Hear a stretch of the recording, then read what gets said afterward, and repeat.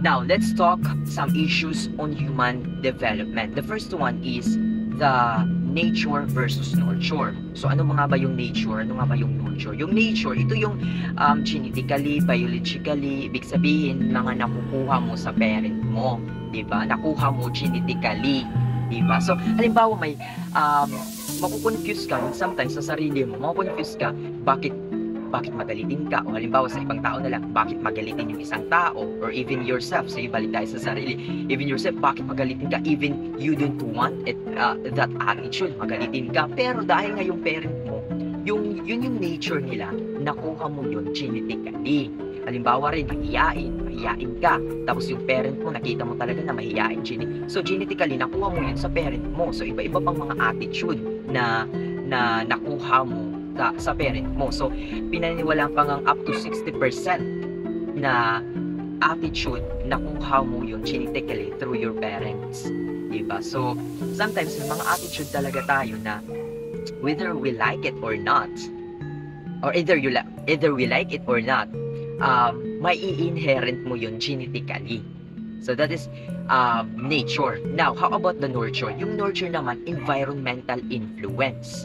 Diba? So, kung ano yung kung ano yung nakikita mo or lagi kang andyan sa lugar, yun yung maa-adapt mo attitude or behavior. Halimbawa, palagi kang nasa school.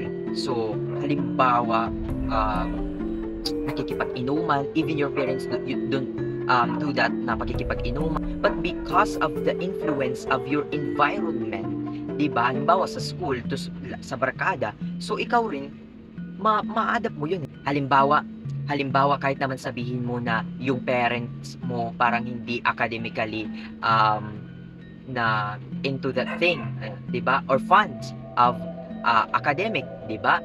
Pero ikaw kumbaga ma-shock yung parents mo, bakit kaya yung pala-aral to, tapos ako hindi ako pala-aral, yung anak ko pala-aral, di ba? Kasi nga, because of the environment, mali mo sa school, yung mga friends niya ay mga pala-aral, so na-adapt niya yun, so nai-inherit niya yun, so that is nurture rin. So halimbawa din sa bahay, kahit hindi yung parents mo yung nagpalaki sa'yo, halimbawa yung lola mo or auntie mo, so kung ano yung environment na meron ka, maa-adapt mo yun.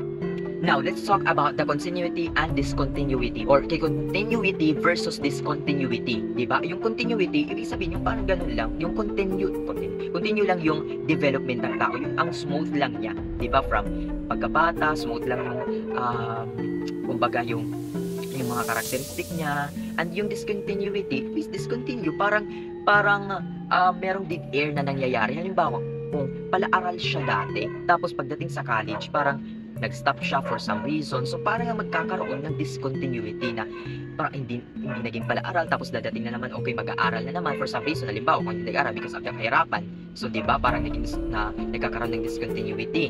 Tapos, babalik naman sa pag-aaral. So, may discontinuity. Diba? The next one, or the third one, is the stability and versus change. Stability versus change. Stability from the word itself, ibig sabihin, stable lang yung characteristic mo. Ito yung parang sa literature na flat character and round character, or dynamic and static character, di ba? Yung stability, yung stable ka rin, yung flat character, kung ano yung ugali mo nung bata ka, ganun din yung ugali mo hanggang paglaki. Mahiyain ka bata ka, mahiyain ka rin paglaki, parang ganon. So, if that is the stability. Now, the change, ibig sabihin, merong pagbabago. So, ito na yung round character or dynamic character. Halimbawa, kung mahiyain ka ng bata ka, pagdating sa paglaki mo, ay hindi na mahiyain. Yung nakikipag-usap ka na sa maraming tao, yung hindi ka na nahihiya. So, diba? So, kabaliktaran rin. So, kung halimbawa noon, nag-i-exil ka, tapos dumating yung point na parang napariwara ka. So, there is change because nga sa mga pangyayari sa buhay. So, again, some issues on human development, the nature versus nurture, the stability versus change, the continuity versus discontinuity.